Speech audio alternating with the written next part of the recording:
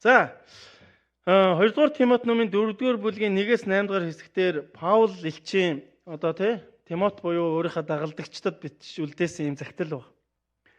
Тэгээ энэ бол Паул элч яг энэ дэлхий дээрх он цагаа дуусгаж байгаа үед бичигдсэн ийм ном байгаад байна. Гүр онцгой нь яаж харах вэ гэхээр бид нар 4 дугаар бүлгийн 6-аас харах юм бол учир нь би хэдийнэ ундаан өргөл мэт асгагдаад явах цаг минь иржээ гэсэн багт. Нэгсэндээ Паул энэ дэлхий дээрээс яг тэр мөнхийн бурхантай хамт бах тэр оршихууруу явах цаг болсноо Паул ерөөхдөө мэдэрсэн гэсэн үг байхгүй. Тэгээ тэр үедээ бичиж үлдээсэн бурхнаас авсан тэр илчлэлтийг хүн төрлөختөнд үлдээсэн юм гайхамшигтай зүйл байгаа. Тэр яг судлаачид үзээд Паул элчиг бол ер нь 65-аас дээш насалсан болов уу гэж үзэж байгаа юм. 65-аас дээш насалсан болов уу гэж. Тэгээд эзний өргөөнд эзний хаанчлалын төлөө өөрийгөө зориулсан мөн түүнээс ч өмнө эрдэм мэдлэг боловсролд өөрийгөө зориулсан, магадгүй энэ дэлхийн амжилтыг олж авч чадсан, төгөөр зогсохгүй яг итгэлийн амьдралаар бас амжилттай амьдарч чадсан ийм хүн баггүй. Тэнийг басандаа ер нь ийм сайн амьдарсан хүмүүсээс бид нар яадаг вүлээ? Сайн зөвлөгөөг хүлээж авдаг шүү дээ, тийм үү? Та тэгж бодож байна уу? Та ер нь амьдралдаа тийм хүмүүстэй таарж ирсэн үү? Сайн зөвлөгөөг өгдөг хүмүүс ер нь бол сайн амьдарсан л хүмүүс байдаг шүү дээ, ер нь тий. Саар амьдарсан хүмүүс бол ер нь зөвлөгөөгүй л амьдрд юм байлээ. Ингээ харахаар ах вэ. Тэгээ байна гээл тий. Тэгэхээр Паул элч бол яг хүн төрлөختөнд Бурхны өгсөн тэр илчлэлтийг хамгийн гайхалтайгаар үлдээж чадсан хүн болов гэж өвдөө бодож байна. Тийм ч учраас бас олон газар олон Христ итгэгчнэр хүн төрлөختөнд Бурхан түүний нэрийг бас алдаршуулж байгаа хаа гэж бодож байна. Тэгэхээр Паул элч ер нь бол бид нар мэдж байгаа шүү дээ тий. Есүс Христийг эсэргүүцэгч байжгаад Бурхантай уулзаад Бурхны хүн болно, Бурхны зарц болно бүр. Түүний бүр боол болон амьдралаа зориулсан нэгэн багхгүй. Тэгэхээр яг насны эцэстээ тэр үнэхээр чухал зүйлийг эзнээс тэр илчлэлтийг аваад үлдээсэн байхаа гэж бодож байна. За мэдээж нэгдүгürt эзний илчлэлт ирсэн байгаа, хоёрдугаарт тэр сайн амьдрсан бас өндөр насалсан хүний хувьд их чухал зүйлийг бас хүн талаас нь үлдээсэн байхаа ч гэж бас бодож байна. Тийм учраас энэ их тийм ач холбогдолтой зүйл байгаа шүү гэдгийг танад дахин сануулмаар байна хат өндөр. Тэгэхээр ийм цаг үед Паул элч үлдээсэн юм эзний захиа байгаа. Тэгэхээр нэгдүгээр бүлэг дээр юу гэж байгаа вэ гэхээр би Бурхны болон амьд ба үхсдийг үзэгдэл ба хаанчлалдаа шүүх Христ Есүсийн өмнө чамд чухалчлан захиа гэсэн байна. Паул элч захиас үлдээсэн тухай энд маш тодорхой хэлж өгсөн байна. Энэ дээр яасан бэ гэхээр маш чухал зүйл нь юу гэхээр эзэн Есүс шүүдэг тухай байгаа. Шүүдэг. Тэгэхээр бид нар энэ амьдрал дээр ийм эргэлзээтэй зүйл олон байдаг шүү дээ, тий. Яагаад ийм муу зүйл энэ дэлхий дээр байгаа юм бэ? Яагаад энэ хүмүүст хариуцлага тооцохгүй байгаа юм бэ? Яагаад энэ зүйл миний бодож яснаас өөр байгаа юм бэ гэдэг зүйлүүдийг бид нар боддог. Гэтэ Библи юу гэж хэлж байгаа гэхээр энэ дэлхий дээр байгаа бүх хүн энэ дэлхий дээр амьдрсан талаараа эцэстээ шүүгднэ гэж байдаг. Нэгсэндээ шүүлт бурханд байдаг гэсэн үг. Хүн төрлөختний амьдралын дүгнэлтийг хэн өгөх вүлээ? Эзэн Есүс өгнө гэж. Библиэлд маш тодорхой тэгж хэлсэн. Хэрвээ бид нар яг энэ зүйлд итгэж чадвал олон зүйлийн энэ дэлхий дээр байгаа олон тэр ядраатай асуудлууд тайлагдах болно хат өндөр. Яагаад? Эцсийн мөчид бид нар шүүгднэ. Бид нар 4 жил их сургууль сурчаал эцсийн мөчид шүүлтэнд орж ижил тэнцдэг үстэй. Диплом авдаг үстэй ярина. Тэгээ тэрэн дунд чинь бас хэд хэдэн удаагийн шүүлтэнд орж байгаа шүү дээ бид нар. Янз бүрийн шалгалт өгөөл тий. Түүнтэй адилхан бид нар энэ дэлхий дээр амьдраад явах үедээ эцсийн мөчид Бурхнаар шүүгдэх болно хатан. Энэ бол үнэн шүү. Тийм учраас Паул энд юу хэлсэн бэхээр тэр шүүдэг эзэн Есүс Христийн оршихуун өмнө би чухалчлан захиа гэж хэлсэн байна. Амен. Паул маш чухал зүйлийг хүндрэлтэнд үлж байгаа гэсэн.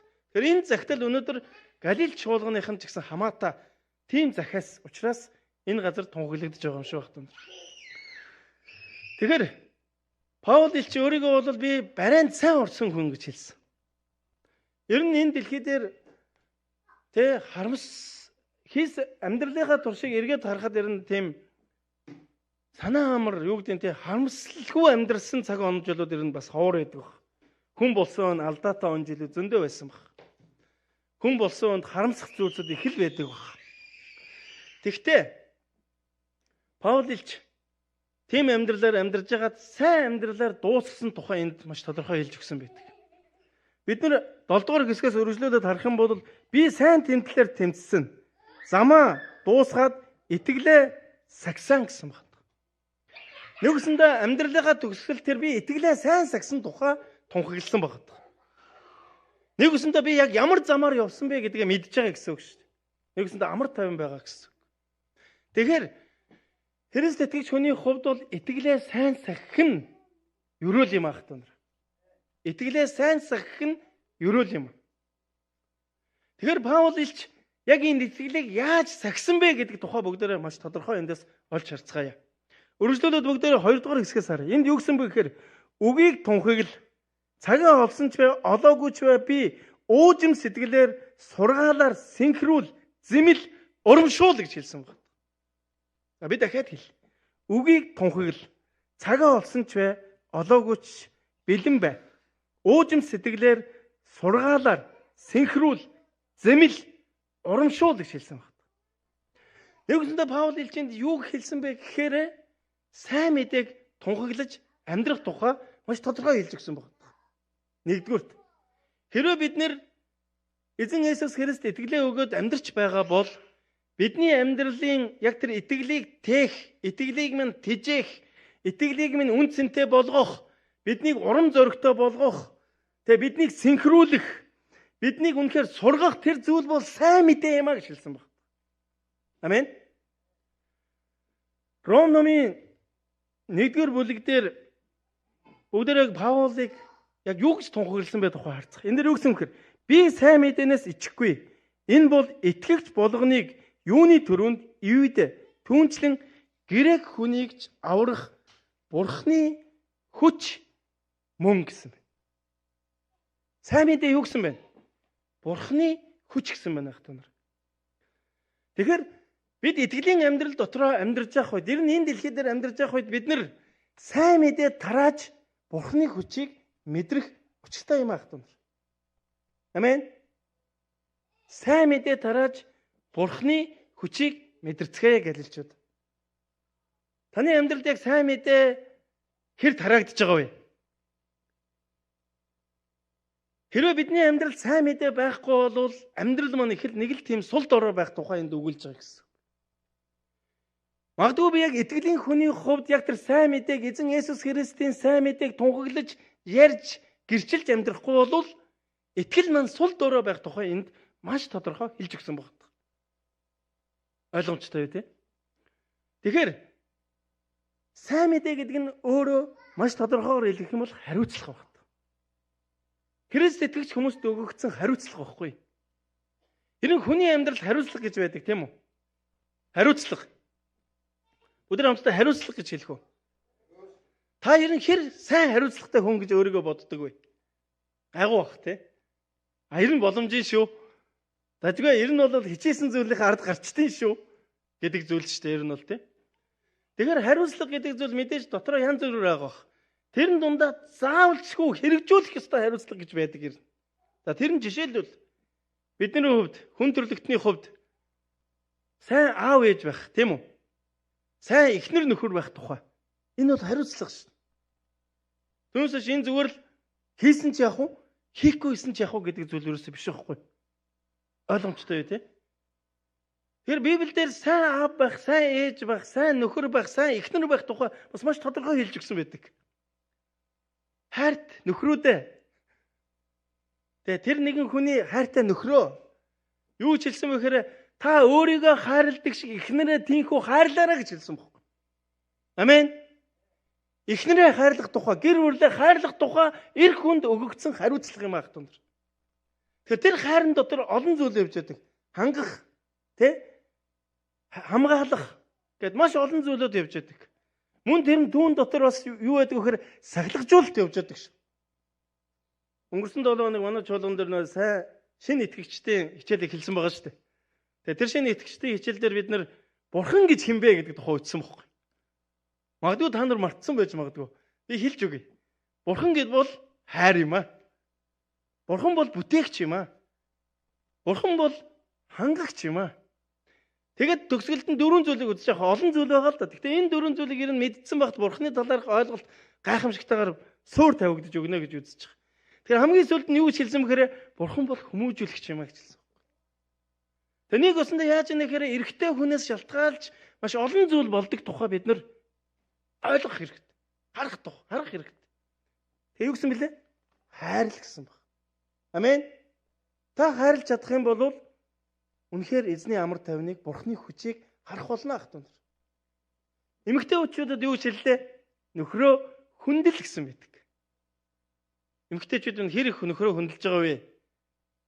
Та ер нь юу гэж бодож байна? Энэ Библийн үг шүү. Эзний үг хүн төрлөختөнд тэгж үлдээсэн байхгүй юу? Үнэхээр сайн гэр бүлийг бий болгоё гэж бодож байгаа бол энэ хариуцлагыг хамтдаа бий болгоё гэж бодож байгаа бол энэ хоёр зүйлийг хийх тухай. Нөхөр нь хайрлах, эхнэр нь хүндлэх тухай. Олон хүмүүсээ яажууд нөхрийгөө загнаж байгаа эмэгтэйчүүдийг олонтаа харсан би. Магадгүй тэр хүний хувьд зөв байж болох юм л да. Гэхдээ нөхөр нь ямар их ичгүрт орж байгаа болоод энд. Тэр хүндлэл биш шүү. Та ухаантай байж болно, та мэрэгэн байж болно. Тэгвэл нөхрөө хүндэл. Заримдаа бид нар чи ер нь бол нөхрийг ер нь юм ер нь тэгэл нэг талаас нь харж байгаа гэдэг шүү дээ. Ер нь чи ерөөс хангагч шүү. Өлсөд шүү л гэдэг дээ. Ер нь бол ах түнрээ эмгтээчүүдээ нөхрөө хүндлээрэй. Ирчүүдээ эхнэрээ хайрлаарай. Энэ юу вэ? Хариуцлага юм ах түн. Хариуцлага. Тэгэхээр Паул илч юу гэж хэлсэн бэхээр сайн мэдээ тунхаглаж амьдрах нь гайхалтай юм гэж хэлсэн. Бурхны хүчийг мэдэрнэ гэж хэлсэн баггүй. Тэгвэл яг бодтойгоор тэгвэл сайн мэдээ гэж яг юу юм бэ? Магадгүй бид нар яг нэг онлынхаа талаас харах юм бол хэлэхлэх л та. Сайн мэдээ гэдэг бол бид нар бол гэм нүгэлтэй юм аа. Тэгээ Есүс бидний төлөө ирсэн. Тэгээ Есүст итгэх нь аврал юм аа. Амен. Тийм ээ, сайн мэдээ энэ мөн.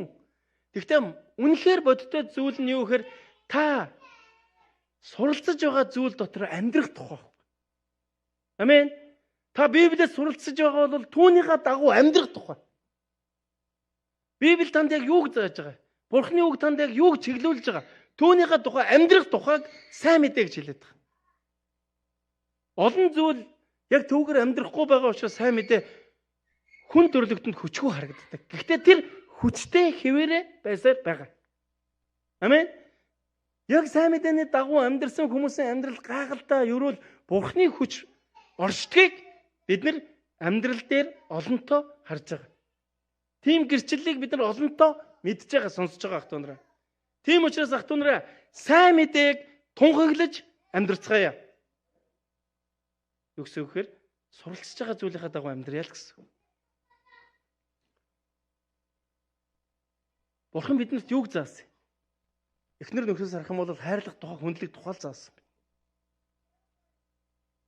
Олон хүмүүс магадгүй бид нар яг сайн мэдээний тухай ойлголт чуулган ойлгох юм бол ер нь илгээлт гэж ойлгодог. Тийм үү? Илгээлт. Тэгээ миний сүүлийн үед Джон Стотийн Эзний ард түмэн гэдэг ийм ном сүүлийн үед би уншиж байгаа. Тэгээ энэ ном дээр юу ч хэлсэн байдаг вэ гэхээр Бурхан хүн төрлөختөнд зорилгыг өгсөн юм а гэж хэлсэн. Ер нь зорилго гэдэг зүйл бол бүх зүйл юм а гэж хэлсэн багт. Бүх зүйл. Нэг өсөндөө Бурхны өгсөн зорилгын дагуу явж байгаа үед түүн дотор бүх зүйл оршдог тухай ярьж байгаа. Ер нь энэ дэлхий дээр байгаа чуулган нь Бурхны төлөө бий болсон юм а гэж хэлсэн баг. Ер нь эцэст Бурхан өөртөө алдар магтаалыг авч түүгээр дамжуулан хүн төрлөختөнд өрөөлөө өгөхийг л хүсэж байгаа. Тэгээ юу гэж хэлж байгаагаар түүнийг нэг зүйлээр тодорхойлсон нь сайн мэдээ бол ер нь илгээлт юм а гэж чуулган ойлгодог юм. Тэгвэл илгээлтийн талаар бид нар бодох юм бол за нэг хүн очиод ер нь Есүсийн тухай ярина л гэж бид нар ер нь бол ойлгодог шүү дээ ер нь тий. Гэхдээ юу гэж хэлсэн бэ гэхээр илгээлт гэдэг бол тэр хүн тэр сайн мэдээнийхээ дагуу Библийнхаа дагуу амьдарч байгааг л хэлнэ гэж хэлсэн байна. Бид нэг тийм түүх мэддэг шүү дээ тий. Нэгэн жижигхэн тосгонд нэг сайн мэдээд харагч ирээд чуулган тарих гад олон хүмүүст эзний сайн мэдээг тунхаглах гэж оролцсон. Тэгээ харамсалтай нь тэр хүний хугацаа 3 жил байсан, 3 жил явах үед харамсалтай нь тэнд яг тэр хүний хүсчээсээ үр дүн байж чадаагүй. Тэгээд тэр хүн явсны дараа тэр газар бурхны гайхамшиг болж эзний чуулганууд бий болсон. Тэгээд судлаачид ирээд асуусан чинь энд яагаад юу болов гэсэн чинь хэдэн жилийн өмнө манай нутагт нэгэн Есүсийн хүн ирсэн юм а. Тэр хүн үнэхээр ярьсныхаа дагуу амьдарч ирсэн юм а. Тийм учраас бид нар Есүсийг сонирхож үтсэн юм а. Тэгээд эзний чуулганууд бий болсон тухай тийм нэг түүх байдаг шүү дээ. Нэг өсөндөө сайн мэдээ гэдэг бол бид суралцж байгаа зүйлийнхаа дагуу амьдрах тухай юм аах тань. Энэ зүйл нь өөрөө яасан гэхээр Паулыг тэр эцсийн мөчөд би тэ сэтгэл хангалуунаар эзэн рүү явах цаг болсон байна гэдгийг гэрчилж өгсөн байна. Энэ зүйлийг чуулганд, хүн төрлөختөнд эзэн өөрийн хүнээр дамжуулан үлдээсэн юм аах тань. Өдөр хамтдаа хэлцгээе. Суралцж байгаа зүйлийн дагуу амьдрцгаая гэж. Бурхны үгийн дагуу амьдрцгаая гэж. Амьдралд чинь гайхамшиг болох болно. Нэрш юу гэсэн бэлээ? Сайн мэдээ бол Бурхны хүч юм а гэсэн шин. За энэ чухал зүйл байсан.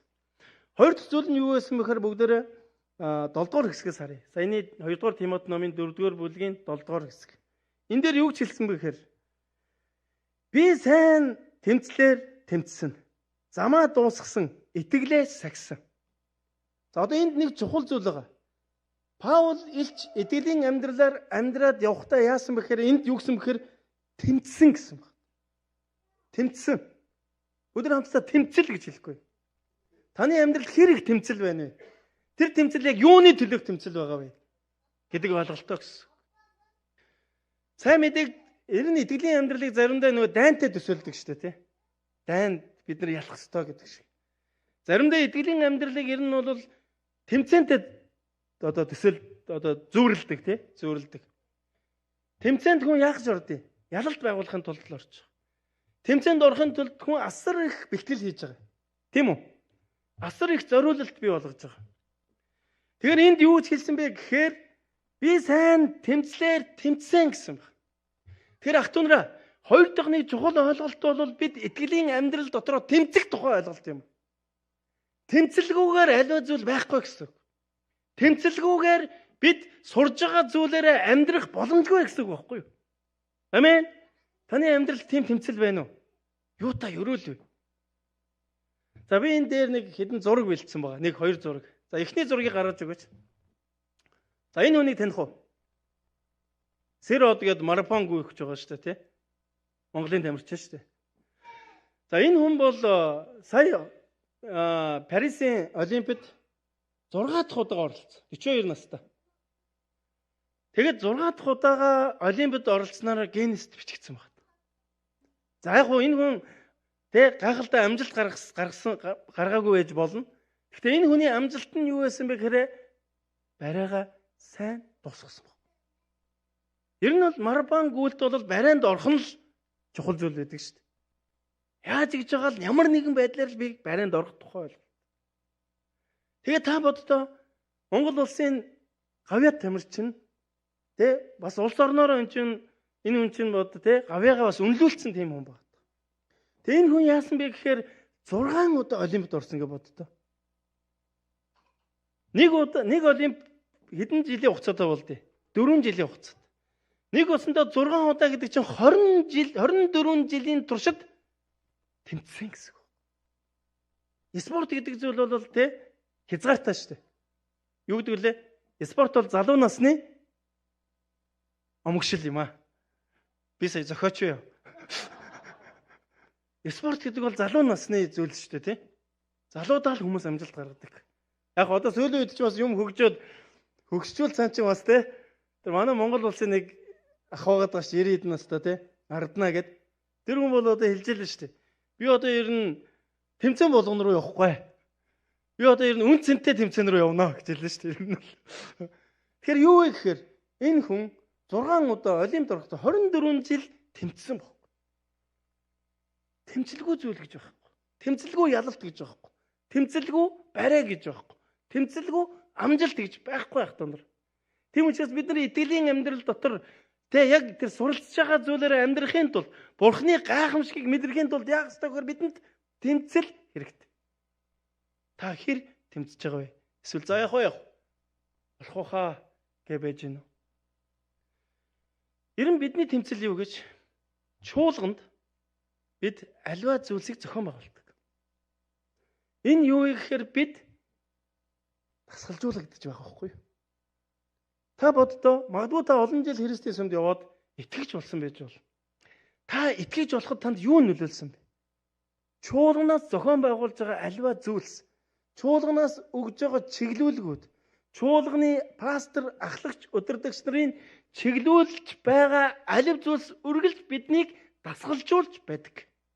Амен. Тийм учраас бид аливаа зүйлд идэвхтэй оролцож тэндээс бид нар үргэлжил тэжээгдэж байх учиртай юм аа.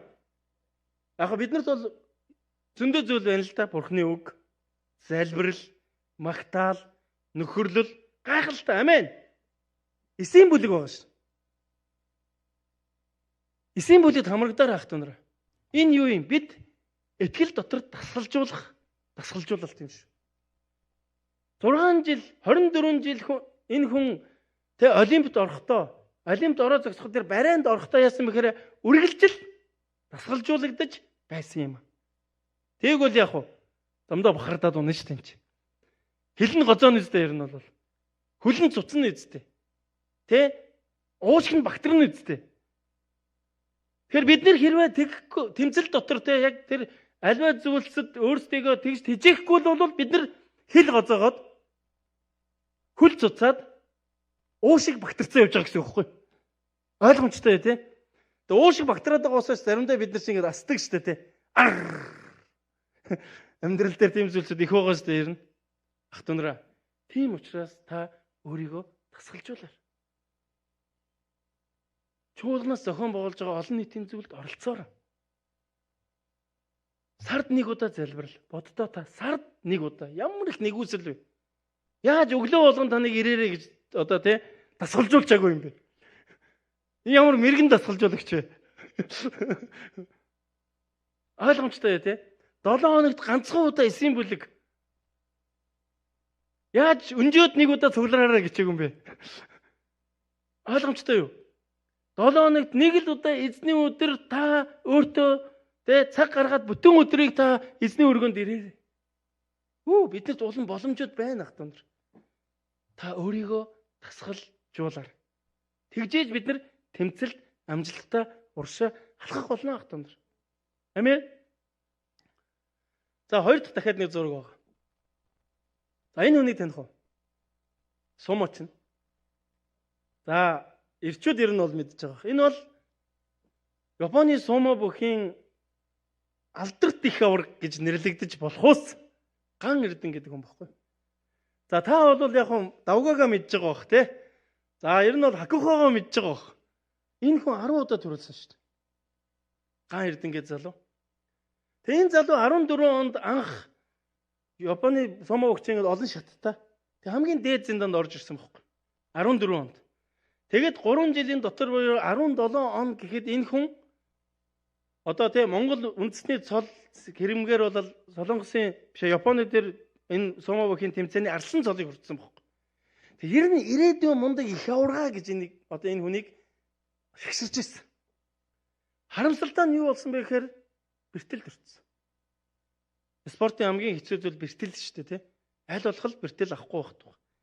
Итгэлийн амьдрал ч гэсэн бэртэл шүү. Бэртэл авахгүй байх тухай шүү. Заяа. Тэгээ энэ хүн яасан бэхээр бэртэл аваад нөгөө хамгийн дээр байсан зиндаанаас хамгийн доотлын зиндаа хүртэл унсан байхгүй. Нэг өсөндөө бүх боломж болцоог болсон гэсэн. Харин энэ залуу яасан бэхээр эргээд бэлтгэлдээ шаргуу орсноороо 10 удаа төрүүлсэн юм. Их авраг гэдэг тэр цолыг авч чадсан юм. Доод зиндаанаас дээшээ гарч ирэх нэг бол энэ Японы мэрэгжлийн сумууд бол энэ асар их тэмцэл ахгүй. Зүгээр л тэмцэл. Доод дээд зиндаа битгээл дунд зиндаан руу орж чадахгүй мянган бөхчүүд карьераа дуусгадаг байхгүй юу? Харин Гаан эрдэнэ химэгч энэ Монгол залуу яасан бэ гэхээр тэр доод зиндан руу унаад мэдээж тэр 14 онд те дээд зиндан руу орж ирээд 17 онд хүртэл 3 жил барилдаад нэлээд хөргөн бас нас явсан баг тийм. Спорт гэдэг бол залуу насны ох юм а гэсэн шүү дээ тий. Тэгээ яасан бэ гэхээр доошоо унаад одоо энэ залуу яасан бэхээр 10 дахь удаага төрүүлсэн. Их авраг гэдэг цолыг авсан. Яасан? Тэмцсэн. Тийм учраас энд юу гэж хэлсэн бэ гэхээр би сайн тэмцлэр тэмцсэн юм а гэж хэлсэн. Ах дүүнраа хамтдаа итгэл дотроо сайн тэмцлэр тэмцэцгээе. Бүх хүнд хамаатай ш. Магадгүй манай чуулганы удсан хүмүүс за яг би бол хийцэн штэ гэд та Паул шиг бодож сууж байгаа. Паул энэ ингэсэн байхгүй юу? Насны эцэд ирсэн үедээ хэлж байгаа байхгүй юу? Одоо ер нь өнөө маргааш би явхад бэлэн болсон байна гэсэн үг. Тэр манай дунд чи ер нь бол насны эцэд ирсэн юм ховор эцэд ирнэ. Байвал ийм захиас биднэрт үлдээгээрэй. Заримдаа ингээд чуулганыг ингээд харахаар чуулганд их олон жил болсон хүмүүс юмыг ингээд хойшоо татаад байгаа юм шиг надад анзаарэгддэг.